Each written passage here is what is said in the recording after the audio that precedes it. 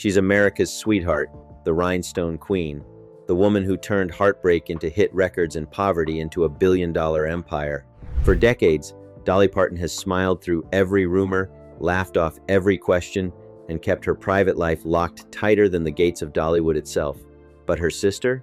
Her sister never got that memo, because Stella Parton just said out loud what fans have been whispering for 50 years. And once you hear it, you will never look at Dolly quite the same way again. The Parton family: poverty, music, and mountain roots. Before the wigs, before the rhinestones, before the theme park and the movie deals and the vaccine donations, there was a one-room cabin in the Smoky Mountains of Tennessee. And inside that cabin, there was a whole lot of noise. Dolly Rebecca Parton was born on January 19th, 1946, in Sevier County, Tennessee. She was the fourth of 12 children born to Robert Lee Parton and Avie Lee Caroline Owens. 12 children. Let that sink in for a second. The Parton household wasn't just a family. It was practically its own small town.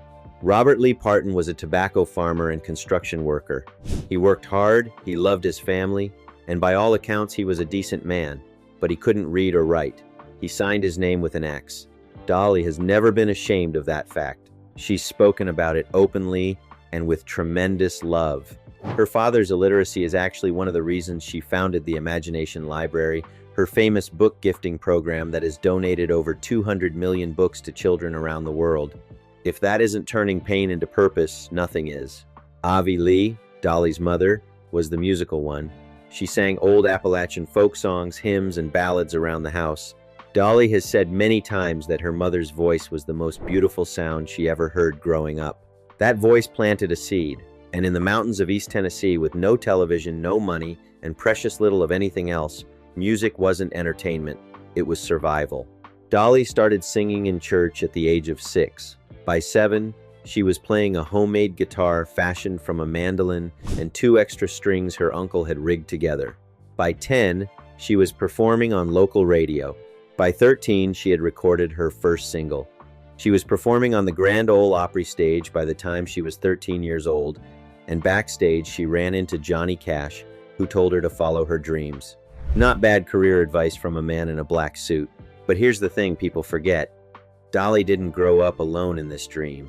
She grew up surrounded by brothers and sisters who all had their own voices, their own talents, and their own complicated feelings about being a Parton in a world that was rapidly being reshaped by one particular Parton above all the rest. There were 12 of them: Willadine, David, Denver, Dolly, Bobby, Stella, Cassie, Randy, Larry, Floyd, Freda, and Rachel.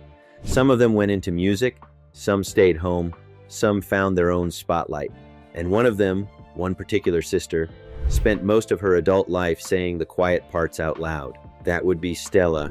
Meet Stella Parton, the sister who never stayed quiet. If Dolly Parton is the velvet glove, Stella Parton is the bare fist. And she has never once pretended otherwise. Not for Nashville, not for the press, not for anybody. Born on May 4th, 1949, Stella Jean Parton grew up in the same one-room cabin in the Smoky Mountains, wore the same hand-me-down clothes, ate the same sparse meals, and sang the same Appalachian hymns as her famous older sister. Same poverty, same faith, same mountains, same lungs full of music that had nowhere to go but up. She had the voice. Lord, did she have the voice. She had the look, the drive, and the kind of stage presence that makes a room go quiet before she even opens her mouth. And for a while, she had a legitimate country music career that had absolutely nothing to do with her last name. Because here is what gets lost when people talk about Stella Parton. In the 1970s, she wasn't riding anybody's coattails. She was out there swinging her own axe. Her single, "I Want to Hold You in My Dreams Tonight," climbed into the top 20 on the Billboard country charts in 1975, not the top 20 of the Parton family, the actual Billboard country charts. She followed that with a steady string of recordings, television appearances, and live performances that built her a real reputation in a town where real reputations are genuinely hard to come by. She wasn't Dolly, nobody was Dolly. That particular lightning only strikes once and the whole world knows where it landed. But Stella Parton was absolutely, definitively nobody's shadow. She carved her own space with her own hands, and she did it in one of the most competitive music markets on the planet. That deserves a moment of recognition before we move on.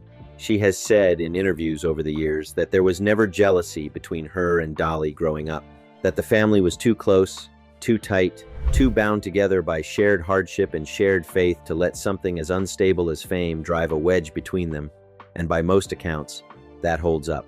The Parton siblings have maintained a remarkable closeness over the decades, which frankly is impressive enough on its own without factoring in that one of them became one of the most famous human beings on the planet. But Stella has always been different from Dolly in one very particular way, and it's not the voice or the career or the personality. It's simpler than all of that. Where Dolly deflects, Stella answers. Where Dolly laughs and pivots and makes a joke so good you forget your original question entirely, Stella looks you dead in the eye and says exactly what she thinks. No cushioning, no showbiz shimmer, just the truth, delivered with the matter-of-fact confidence of a woman who grew up in the mountains and never developed much patience for people who dance around things. She once said plainly in an interview that she was raised to tell the truth and she didn't see any good reason to stop doing it now, and she meant it.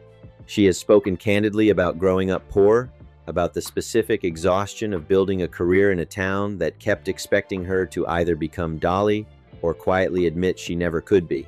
She has talked about her faith, her marriages, her struggles, and her hard-won victories with a directness that makes her sister's carefully maintained public mystique look like a completely different operating system, which is exactly why, when Stella decided to speak about things that had been kept quiet for 5 decades, people listened differently than they would have listened to anyone else. Because this wasn't gossip.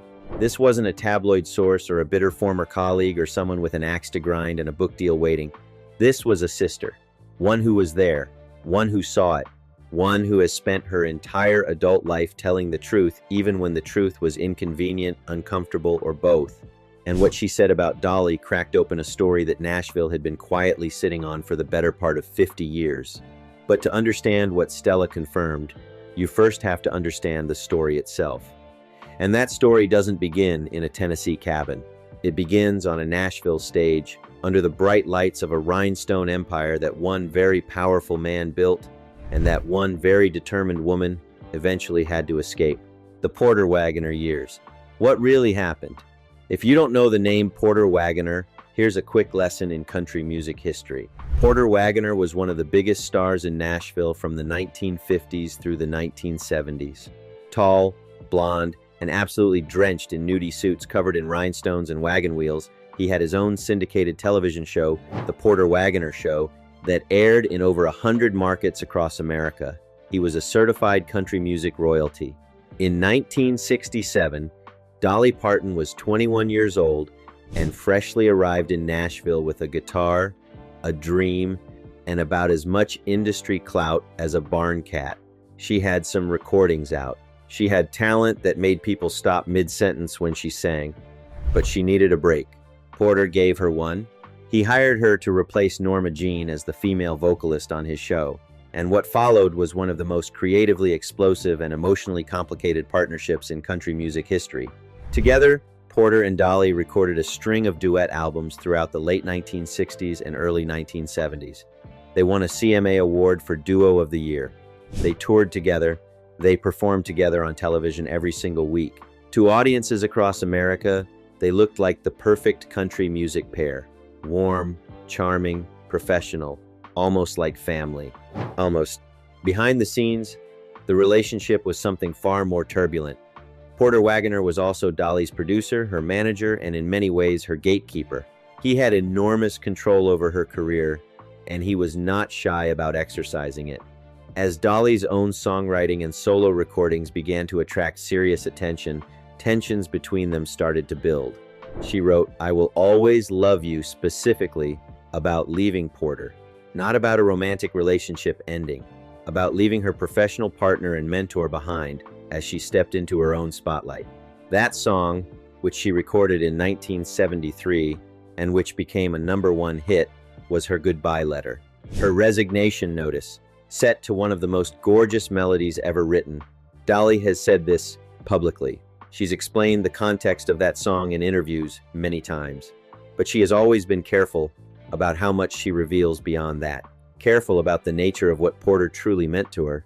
Careful about what happened between them behind the closed doors of recording studios and tour buses. Porter Wagoner was not careful in the same way. After Dolly left his show and their professional partnership dissolved, he sued her for breach of contract. They settled out of court for a reported $1 million. The legal battle was public. The emotional one never fully was. He passed away in October 2007, and at his bedside in the days before he died, Dolly was there. She has spoken about that with great tenderness. Whatever had existed between them, whatever had been said and unsaid and fought over in courtrooms, she was there when it mattered most. But what exactly was it between them? That is the question that Nashville never stopped asking. And it is the question that Stella Parton decades later decided to finally answer. The rumors that followed Dolly for decades. Country music has never been short on rumors. It's a genre built on heartbreak, betrayal, whiskey, and longing. It practically runs on gossip. You could power half of Nashville on gossip alone and still have enough left over to fuel a 2-hour documentary. But few subjects in the entire history of Music City have generated as much quiet, persistent, never quite dying speculation as the true nature of Dolly Parton's relationship with Porter Wagoner. For decades, fans whispered about it. Music historians danced around it in footnotes and carefully worded biographies. Fellow artists nodded knowingly when the subject came up at industry dinners, then changed the subject before anyone could quote them. Because nobody wanted to be the person who said it out loud. Nobody wanted to point at Dolly Parton, America's sweetheart, and say maybe things weren't exactly what they looked like. The chemistry between Porter and Dolly on stage was undeniable. Watch any clip from the Porter Wagoner show and you'll see it immediately. There was something between them that went beyond professional courtesy. Beyond two colleagues hitting their marks and collecting a paycheck, the creative intimacy between them in the studio was the kind that simply doesn't grow out of a business arrangement. You don't write songs like the ones Dolly wrote during those years from a place of comfortable professional distance. Those songs came from somewhere raw and real and close. And that's the thing about Dolly Parton's songwriting. It has always told the truth, even when she wouldn't. The pain embedded in the music she wrote during and after the Porter years spoke to something deeper than a contract dispute. You don't write, "I will always love you" about a man you merely worked for. You just don't. Dolly herself handled these questions the way she handles everything uncomfortable. With a joke and a smile and a perfectly timed laugh that makes you forget you asked anything at all. She once quipped that she was too busy to have an affair. The audience roared. The question evaporated. And that was that.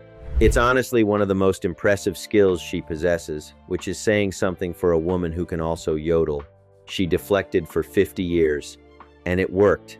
Because when Dolly Parton laughs, you laugh with her. That's just how it goes. But the rumors were never just about Porter. They spread in other directions too. There were long-standing questions about Dolly's marriage to Carl Dean, the man she married in 1966, and who has spent the better part of 6 decades being the most invisible spouse in the history of American celebrity. Carl is an asphalt paving contractor from Nashville. He is not a public figure. He has never wanted to be. In nearly 60 years of marriage, he has attended almost none of Dolly's events, skipped virtually every red carpet, and appeared in public alongside her so rarely that some younger fans have genuinely wondered whether he actually exists. He exists, but his absence raised questions that never fully went away. And then there was Judy Ogle, Dolly's best friend since elementary school. A woman who has traveled with her, lived alongside her, managed the most personal corners of her life, and remained her closest companion for over 60 years. Dolly has always called Judy her best friend, her confidant, the person who truly knows her. For years, people have quietly wondered whether that description covered everything or whether there was a chapter in that story that Dolly simply never opened to the public. She never confirmed it. She never denied it. She laughed and moved on, which is exactly what made Stella's decision to speak so completely, earth-shatteringly different. Because Stella didn't laugh. Stella didn't move on. Stella sat down, looked straight into the conversation, and said what she had to say. And Nashville has not been the same since. Stella finally speaks. The confirmation nobody expected. It happened the way these things often do. Not in a formal sit-down interview with a major network, not in a carefully crafted press release. It happened in the way that real truths tend to surface. Gradually, honestly, in the middle of a conversation that suddenly became much bigger than anyone expected. Stella Parton has been increasingly active on social media in recent years, and unlike her sister, who manages her online presence with a team of publicists and a very deliberate brand voice, Stella tends to just say what's on her mind, which, if you've been paying attention to anything we've discussed so far, should surprise nobody. In a series of public statements and interviews that gained significant traction in 2023 and into 2024, Stella addressed the elephant in the room directly. She spoke about Dolly's relationship with Porter Wagoner with a candidness that left entertainment journalists doing double takes. She confirmed what many had long believed, that the relationship between Dolly and Porter was not purely professional, that there were deep emotional entanglements, that the pain in those songs was real and it came from somewhere real. She didn't use sensational language. She didn't sell her words to a tabloid. She spoke as a sister speaks about a sister, with love, with protectiveness, and with the kind of honesty that comes from someone who was actually there, who watched it happen, who saw the toll it took. She also addressed the rumors about Dolly's personal life more broadly, pushing back against anyone who tried to use those rumors as ammunition. Stella was clear that whatever the private details of her sister's life were, they belonged to Dolly. That Dolly had lived her life on her own terms, had loved fiercely and privately, and had never owed anyone an explanation. But she also made clear that the carefully maintained image of Dolly Parton as a kind of untouchable, untroubled, always smiling saint was not the whole picture. That behind the wigs and the jokes and the enormous generosity, there was a woman who had been hurt, who had been controlled, who had fought like hell for her own freedom in an industry that was not remotely designed to give a woman from East Tennessee any freedom at all. Stella talked about the years when Porter's influence over Dolly's career verged on suffocating, when Dolly's songwriting was beginning to attract attention from pop producers and mainstream labels. Porter resisted. He wanted to keep Dolly in a box, his box, the country duet box, the Porter Wagoner show box, and Dolly, who had ambitions that stretched far beyond any box anyone tried to build for her, eventually had to fight her way out of it. That fight, Stella suggested, cost Dolly more than money. It cost her emotionally in ways that took years to work through. The lawsuit was just the visible part, the part you could put in a newspaper. The rest of it was messier and quieter and far more personal. And here's the part that really got people talking. Stella also commented, carefully but unmistakably, on the long-standing speculation about Dolly's friendship with Judy Ogle. She didn't confirm anything explicit, but she also refused to deny that the relationship was something deeply significant and deeply private.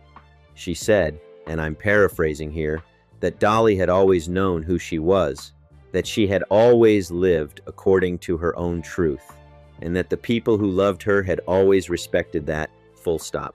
That statement hit the internet like a dropped rhinestone boot at the Grand Ole Opry, because to many people who had been following this story for years, it wasn't a denial. And in the careful, considered world of Stella Parton's public statements, what she doesn't deny tends to be just as meaningful as what she confirms. Dolly's marriage to Carl Dean, the mystery behind the curtain. Now look, we have to talk about Carl Dean. We have to, because no honest telling of this story leaves him out. Dolly and Carl met on her very first day in Nashville. She was 18 years old, fresh off the bus, doing laundry at a laundromat. He drove by, saw her, turned his car around, and introduced himself. She has told this story many times. It is, by all accounts, completely true and completely charming. They dated for 2 years and married on May 30th, 1966 in a small ceremony in Ringgold, Georgia. No press, no fanfare, just two young people and a preacher and a decision that has now lasted nearly 60 years. Carl Dean is, by every account, a man who genuinely does not want to be famous. Not in the quietly modest way that some celebrities pretend they don't want attention while clearly craving it. Carl actually doesn't want it. He stays home. He raises their dogs. He tends his property. He has, on the rare occasions he has spoken publicly, expressed zero interest in the entertainment world that defines his wife's entire existence. Dolly finds this hilarious and endearing in equal measure. She has joked that Carl's primary critique of her music is that there's too much of it.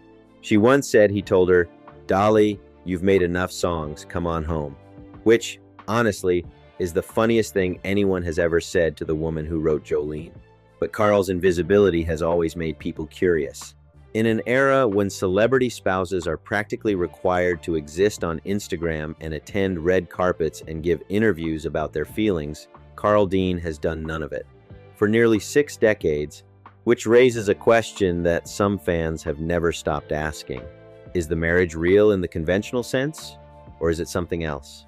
A deep friendship, a mutual protection, a partnership built on genuine love but arranged according to terms that don't look exactly like what everyone expects a Hollywood marriage to look like? Dolly has addressed this with her usual humor. She's said that she and Carl have an understanding, that he lets her be who she is, she lets him be who he is, and they love each other deeply within that arrangement. She has been consistent about this for decades. Stella, in her recent statements, backed this up.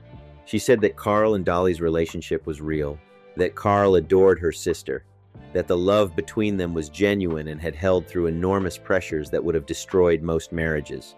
But she also echoed what Dolly herself has implied many times, that the marriage worked precisely because Carl never tried to define Dolly or contain her. He gave her room. And Dolly, who had spent years being contained by the demands of the music industry and the suffocating orbit of Porter Wagoner, needed that room more than she could say. The price of being a Parton. Here is something the world often forgets about Dolly Parton. The smile costs something, not the genuine warmth underneath it. That part seems to be completely real, confirmed by pretty much everyone who has ever met her. But the performance of effortless happiness, the projection of a woman who floats above every controversy and every heartbreak on a rhinestone cloud, that was work. Hard, sustained, disciplined work. Dolly came from a family where hardship was simply the weather. You didn't complain about it because complaining didn't change it. You sang about it, you prayed about it, you laughed about it, and you kept moving. That's the Parton way. And in many respects, it served Dolly extraordinarily well. It gave her resilience and humor and an ability to connect with ordinary people that no amount of fame has ever eroded. But it also meant that when things were genuinely hard, genuinely painful, the response was always to keep smiling, to deflect, to make a joke, to give the audience what they came for, and save the rest for behind closed doors. Stella has spoken about this dynamic within the family, about the way the Parton children were all shaped by those early years of poverty and faith and mountain stoicism into people who didn't broadcast their pain. She has said that Dolly absorbed that lesson more completely than anyone, that by the time Dolly was navigating the brutal politics of 1970s Nashville, the smile was already a reflex.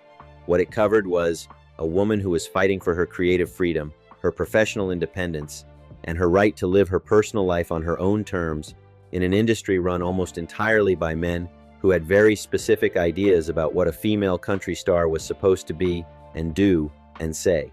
Dolly fought every one of those expectations, not with speeches or manifestos, with songs, with brilliant, calculated, long-game career moves, with charm so disarming that people handed her exactly what she wanted before they realized what had happened.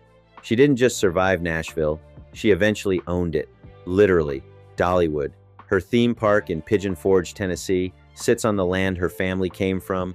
She turned the Smoky Mountains of her childhood poverty into one of the most successful entertainment destinations in the American South. That's not just a success story, that is a statement. But Stella's recent honesty reminds us that the statement came at a cost, that the battles were real, that the wounds, while healed, left marks, and that the woman behind the wig and the laugh and the songs that have outlasted careers and eras and generations was always more complicated, more layered, and more human than the image suggested. That's not a criticism. If anything, it makes her more remarkable, not less. Dolly's legacy and what it all means. So where does all of this leave us? It leaves us with something surprisingly simple. A woman who has spent 60 years being exactly who she is, on her own terms, in a world that kept trying to tell her who to be. Stella Parton didn't shatter her sister's image by speaking honestly. If anything, she deepened it. She gave texture to a story that had been polished so smooth for so long that people had started to mistake the surface for the whole thing. Dolly Parton is not a saint. She's something better. She's a survivor. She's a songwriter of genuine genius who turned every difficult chapter of her life into something people could sing along to in their cars with the windows down. She's a woman who loved deeply and fought hard and kept her private life private, not because she had something to be ashamed of, but because some things simply belonged to her. And Stella, bless her heart, the sister who never could stay quiet, reminded the world of all of that. People always ask what Dolly Parton's secret is. How has she stayed relevant for 6 decades?